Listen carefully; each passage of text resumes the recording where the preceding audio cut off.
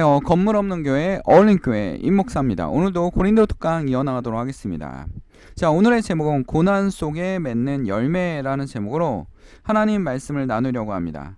부제목은 그리스도께서는 죽은 사람들 가운데서 살아나셨느니라 라는 제목으로 하나님은 말씀을 전할 때 여러분이 예수님을 만나고 성령님을 체험하는 그런 시간이 되기를 간절히 기도드립니다.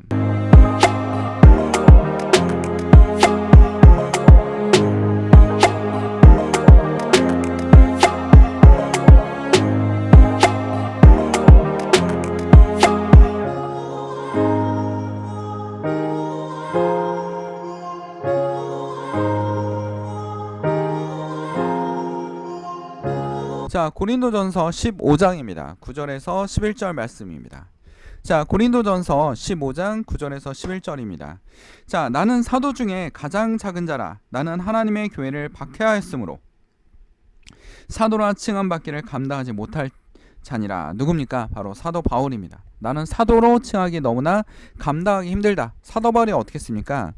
유대인 중에 유대인이고 가말리아 문화이고 바리새인 중에 최고의 지도자가 될 수 있는 인물이었습니다. 정말 유대교의 반대가 된다면 목숨을 걸고 충성하는 충성파이기도 했습니다. 자, 다메섹 도상까지 가서 어떡합니까? 유대 예수를 믿는 사람들을 다 잡아주겠다라고 하고서 굉장히 먼 곳입니다. 당시에는 교통이 발달한 곳이 아니었기 때문에 굉장히 먼 곳인데도 불구하고 예수를 믿는 사람들을 죽이겠다고 쫓아갔던 사람이 누굽니까? 바로 사도 바울입니다.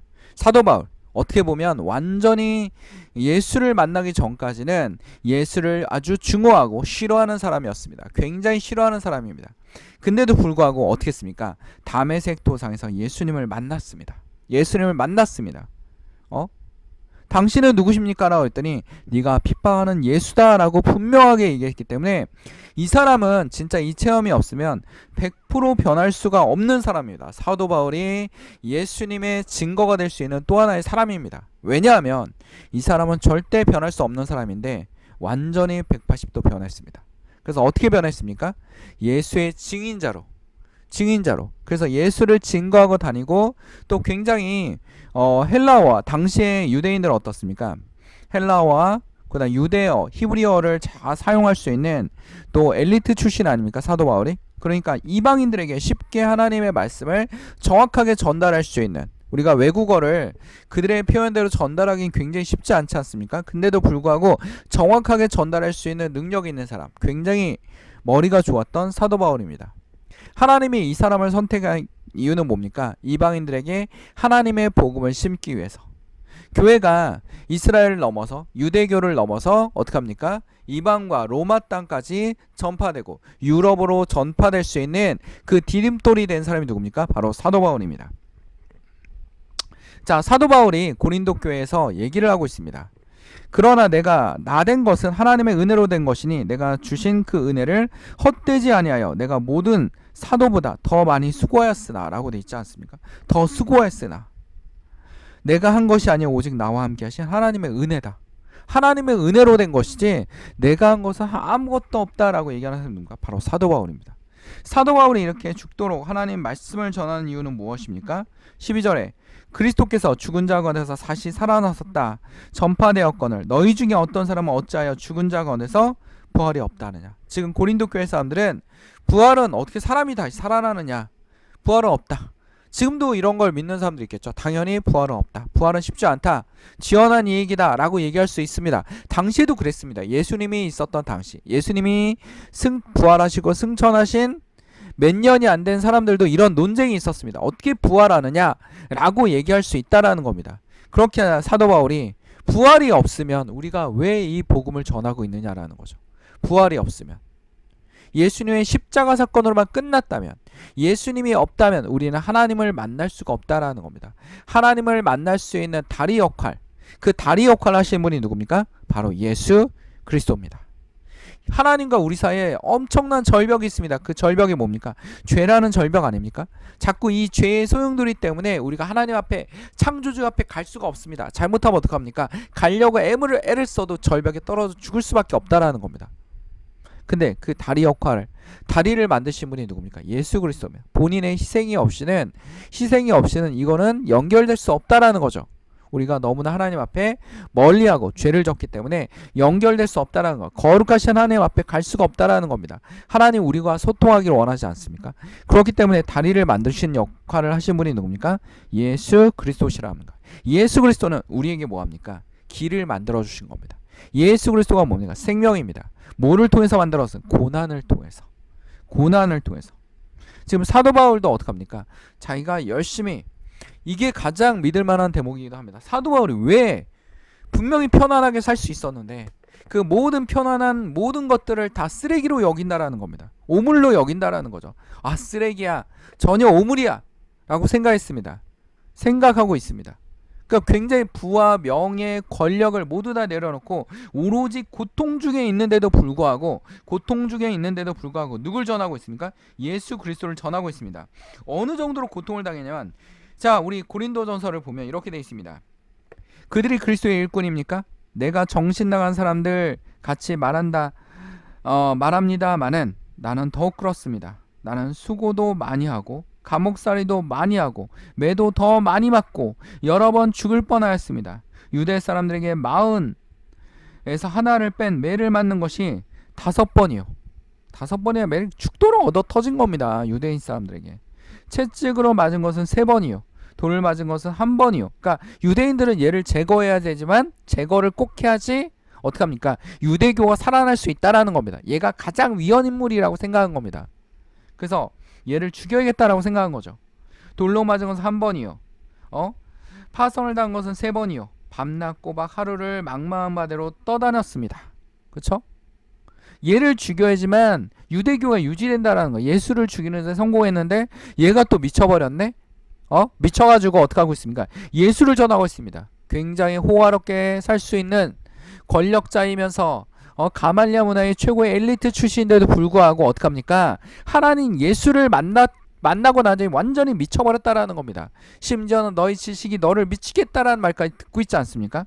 근데도 불구하고 뭐 파선도 당하고 밤낮 그것도 3번이나 해서 파선 배가 막 부서지니 3번이나 당하고 밤낮 꼬박 하루를 망망한 바다를 떠다녔습니다. 그러니까 죽을 만한 고난을 굉장히 겪고 있는 겁니다. 근데도 사도 바울은 뭘 포기하지 않습니까? 예수 그리스도. 사도 바울이 뭡니까? 예수 그리스도의 복음에 대한 증거입니다. 이 고난을 통해서 어떻게 됐습니까? 이 고난이 곧 뭐가 되는 겁니다? 선교가 되는 겁니다. 고난을 통해서 선교가 이루어졌고 그의 결실로 인해서 지중해 연안에 많은 교회가 생겨지고 심지어 로마가 313년에 AD 313년에 뭐를 공인했어요? 그리스도교를 공인했습니다. 니케아 종교회의에서 그리스도교를 공인했습니다.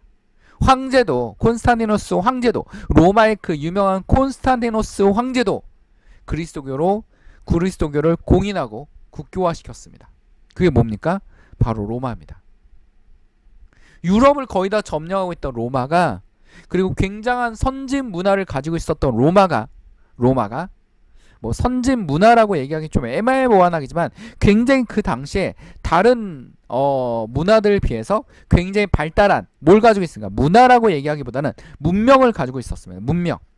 문화와 문명은 다르기니까요. 문명을 굉장히 발달된 거 이런 걸 우리 뭐라 합니까? 문명이라고 얘기합니다. 근데 문화는 발달된 거와 상관없이 모두 다 독특한 문화를 가지고 있지 않습니까? 어떻게 보면 여러분들 뭡니까? 우리가 굉장히 발달된 도시 문화에 살고 있지만 원주민들이 옛날 습관을 고수하고 있는 원주민들의 삶도 굉장히 어떻습니까? 지혜롭고 놀라운 것들이 많습니다. 우리가 그곳에서도 배울 수 있는 게 있다라는 겁니다. 그런 것처럼 이 엄청나게 발달된 이 문명을 가지고 있는 로마에 하나님의 복음을 전파시킨 사람이 누굽니까? 바로 사도 바울입니다. 근데 굉장히 여기 보면 뭐 꼬박 밤낮 망망바다에 떠다니고 자주 여행하는 동안에 강물의 위험과 강도의 위험과 동족의 위험과 이방 사람들의 위험과 도시의 위험과 광야의 위험과 바다의 위험과 거짓 형제의 위험을 당했습니다. 수고와 고역을 시달리고 여러 번 밤을 지새우고 줄이고 목마르고 여러 번 굶고 추위에 떨고 헐벗었습니다. 그 밖에 많은 얼체쳐 놓고서도 모든 교회를 염려하고 염려가 날마다 더 마음을 누르고 있습니다. 이러한 고통보다 교회들이 잘 성장하는 것이 굉장히 중요하기 때문에 그거를 염려하고 있습니다 라고 얘기하고 있지 않습니까? 사도 바울은 고난이었습니다. 정말 고난이었습니다. 하나님의 길을 가는 건 무엇입니까? 고난입니다. 우리가 고난이라고 생각하면 고난입니다. 그러나 이 길이 하나님을, 사도 바울은 뭘 붙잡고 있는 겁니까? 하나님의 생명, 예수 그리스도의 생명, 예수 그리스도를 붙잡고 있는 겁니다. 붙잡고 있는 겁니다. 모든 것을 다 버려도 나에게 가장 귀중한 것은 무엇이다? 예수 그리스도. 이게 무엇입니까? 예수를 믿는 믿음입니다. 심지어는 사도 바울은 이런 얘기까지 합니다. 뭐라고 하냐면, 형제들아, 너희는 함께 나를 본받아라. 그리고 너희가 우리를 본받을 것처럼 그와 같이 행하는 자들은 눈여겨보라. 나를 본받아라. 나 지금 예수에 미쳐있지 않느냐? 예수에 미쳐있지 않아. 나를 본받아라. 우리가 누굴 먼저 본받아야 돼? 사도 바울. 사도 바울의 선교는 무엇입니까? 고난입니다. 예수를 믿는 건 고난입니다. 하나님을 따라가는 길은 고난입니다. 그 고난의 끝에 뭐가 있습니까? 빛이 있습니다. 우리가 왜 이런 고난을 당하고 있습니까? 왜 고난을 당하세요? 예수 그리스도가 살아있다라는 것. 그리고 예수 그리스도에게서 뭘 얻을 수 있습니까? 바로 부활입니다. 예수님께서 지금 부활이 없다라고 얘기하는 고린도 교회 성도를 향해서 사도 바울은 이렇게 얘기하고 있습니다. 20절에 보면, 그러나 이제 그리스도께서 죽은 사람들 가운데 살아나셔서 예수의 부활이 없다면, 우리는 이 부활이 없는 신앙이라면 기독교는 진짜 껍질밖에 없는 신앙일 겁니다. 부활이 없습니다. 유대교는 아직도 누굴 기다리고 있어요? 메시아를 기다리고 있지 않습니까? 예수는 메시아가 아니다라고 하는 게 유대교 아닙니까? 근데 예수님이 뭐라 합니까? 사도 바울이, 그것도 당시에 2000년 전에 유대인 중에 최고의 유대인이었던 사도 바울이 뭐라고 얘기하고 있냐면, 예수 그리스도는 죽은 가운데서 살아나셨다. 살아난 건 확실하다. 그리고 잠든 사람들의 첫 열매가 돼. 모범이 되셨다. 이게 바로 우리가 가야 할 길이다 라고 얘기하고 있어요. 우리는 뭘 꿈꾸고 있어요? 부활을 꿈꾸고 있습니다. 예수 그리스도의 복음을 믿는 것은, 우리는 뭘 합니까? 우리가 예수 그리스도 때문에 핍박을 받고 고난을 받고 힘든 삶을 살고 있다면 우리는 왜 그렇습니까? 바로 예수 그리스도를, 부활을 꿈꾸기 때문입니다. 부활을 얻기 위한 것입니다. 예수님과 같이 동행하기를 원합니다. 예수님과 같이 낙원에서 걷기를 원합니다. 새로운 세상에서 부활을 꿈꾸고 있습니다. 그게 뭡니까? 예수 그리스도입니다. 오늘 사도 바울이 정말 중요한 핵심을 얘기하고 있습니다. 고린도 교를 향해서 아주 강력한 메시지를 전달하고 있습니다. 그 메시지가 뭡니까? 부활입니다. 그리고 나는 이 예수의 복음을 위해서 끝없이 고난을 받았다라는 겁니다. 이 고난 중에 막 죽을 고비도 넘기고, 근데 놀라운 건 뭡니까? 이렇게 많은 죽을 고비를 넘겨도 하나님이 사도 바울을 멈추게 하지 않았다라는 겁니다. 왜? 끝나지 않았기 때문에. 네가 일을 더 해야 돼. 하나님 그런 거죠. 복음을 끝까지 가야 돼. 여기까지 전해야지만, 로마에까지 전해야지만 끝이야. 그러면서 사도 바울은 어떻게 합니까? 순교를 당하는 거죠. 그 이후에 당시 기독교인들도 이렇게 얘기했다고 합니다. 사도 바울이 죽으면 기독교는 쇠퇴할 것이다. 그리스도교는 쇠퇴할 것이다. 그러나 그 이후에 쇠퇴했습니까? 아닙니다. 엄청나게 번창했습니다. 엄청난 핍박을 통해서도, 엄청난 많은 초대교인들의 순교와 피가 흘리고 있는데도, 그들의 고통의 목소리에서도 어떻게 했습니까? 교회는 성장했습니다. 교회는 퍼져나갔습니다.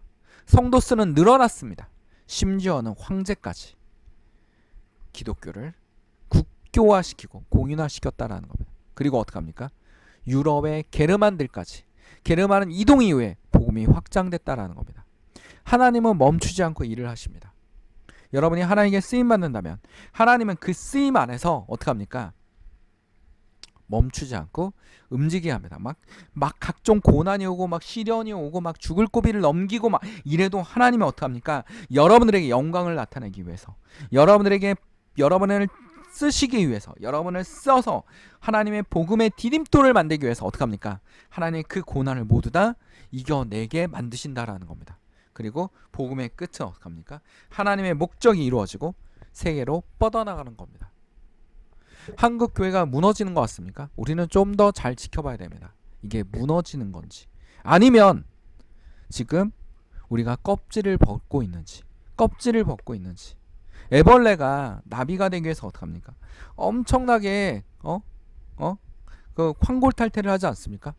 그 엄청난 시간을 통해서 아름다운 나비로 만들어지는 것처럼 교회도 지금, 하나님의 성도들도 하나님의 복음도 어떡합니까? 황골탈퇴 시간입니다. 진정한 그리스도인들을 만들기 위해서. 우리가 기독교를 성경을 붙잡고 성경의 말씀 속에 산다면 그 말씀이 어떡합니까? 여러분에게 뭐가 될 것입니까? 힘이 될 것입니다. 뼈가 될 것입니다. 새로운 생명이 될 것입니다. 예수님이 자기를 뭐라고 말씀하셨냐면 요한복음에서 나는 부활이요 생명이다. 부활이 곧 뭡니까? 생명입니다. 부활이 생명입니다. 여러분 진정한 생명을 붙잡고 있습니까? 그것은 무엇입니까? 부활입니다. 이러한 고난 속에서 우리 이 놀라운 지식을 우리에게 얘기하고 있지 않습니까? 나는 이런 일을 했어도 나는 너무나 기쁘다라는 겁니다. 사도 바울은 자기가 너무나 기쁘다라는 겁니다. 왜냐하면 예수를 알게 됐기 때문에. 오직 예수.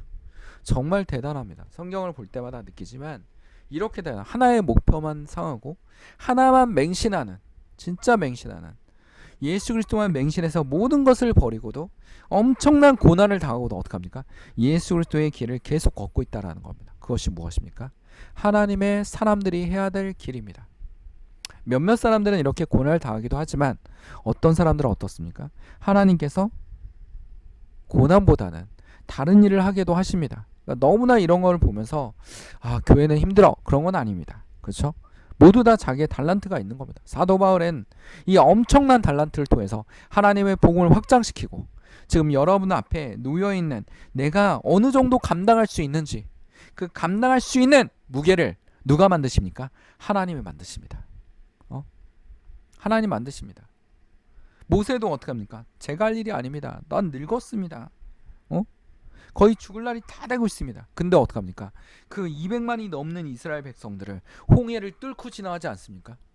하나님 뚫고를 통해서, 세례를 통해서 홍해를 지나감으로 말미암아 그들 어떡합니까? 세례를 받고 거듭나는, 그리고 광야로 들어가는 그 모습을 보여주지 않습니까? 그게 뭡니까? 모세 아닙니까? 모세. 하나님의 종들을 하나하나 사용하시는 거 보면 성경의 다양한 예문을 통해서, 다양한 하나님의 종들을 통해서 다양하게 사용되시고 그들을 통해서 목소리를 높이고 그들을 통해서 하나님이 계속 일을 하고 계십니다. 오늘날에도 하나님의 종들을 통해서 거짓된 종들도 많고 잘못된 사람도 많지만 하나님의 종들을 통해서 하나님의 일을 하고 계시다라는 거예요. 하나님의 복음이 우선입니다. 뭐가 우선입니까? 복음이 우선입니다. 인연이 우선이 아니라 하나님의 복음이 우선입니다. 예수 그리스도가 교회의 주인입니다. 예수 그리스도가 교회의 머리가 되신다라는 겁니다. 우리는 잘못 알고 있습니다. 뭘 잘못 알고 있습니까? 교회의 교회는 우리고 그 교회의 머리가 되는 사람들은 누굽니까? 바로 교회의 머리가 되는 사람, 하나님은 바로 예수 그리스도십니다. 그 예수 그리스도가 우리의 주인이 되신다라는 겁니다. 오늘 여러분 예수님을 주인으로 모시고 있습니다. 이 놀라우신 부활의 예수님을 우린 주인으로 모시고 있습니까? 예수님은 우리에게 어떻게 부활의 첫 열매가 되셨습니다. 부활체의 모습을 그대로 보여주셨습니다. 그게 바로 예수 그리스도입니다. 우린 예수 그리스도의 길을 따라가야 될 것입니다. 예수는 곧 뭡니까? 생명입니다. 예수가 곧 무엇입니까? 복음입니다. 예수가 곧 무엇입니까? 바로 우리의 길입니다. 이 말을 꼭 기억합시다. 그리스도께서 죽은 사람들 가운데 살아나셔서 잠든 사람들의 첫 열매가 되셨습니다. 기독교는 부활의 신앙입니다. 죽음의 권력을 이겨내는 부활이 곧 우리의 길입니다. 다 같이 기도하겠습니다. 사랑하는 주마시는 아버지, 오늘도 주의 말씀을 통하여 하나님의 부족한 종을 통하여 하나님의 말씀이 나가게 하시고 하나님을 통해서 하나님을 만나고 예수를 만나는 주의 성도들이 되게 하여 주시옵소서. 주님을 쫓아가고 넘어지지 않게 하시고 넘어져도 주님을 붙잡고 다시 일어날 수 있는 주의 성도들이 되게 하여 주시옵소서. 어둠의 영의 그림자 있습니까? 악한 영들은 떠나가게 하시고 아픈 영혼이 있습니까? 아픈 몸을 치료하여 주시옵소서. 식탁 위에 음식이 떨어지지 않게 하시고 하나님께 감사와 찬양과 기도를 통해서 하나님께 가까이 가는 주의 성도들이 되기를 간절히 기도드립니다. 우리를 사랑하신 예수 그리스도 이름으로 간절히 기도드립니다. 아멘. 하나님께 영광의 박수를 올립니다. 건물 없는 교회, 어울린 교회 말씀 창고였습니다.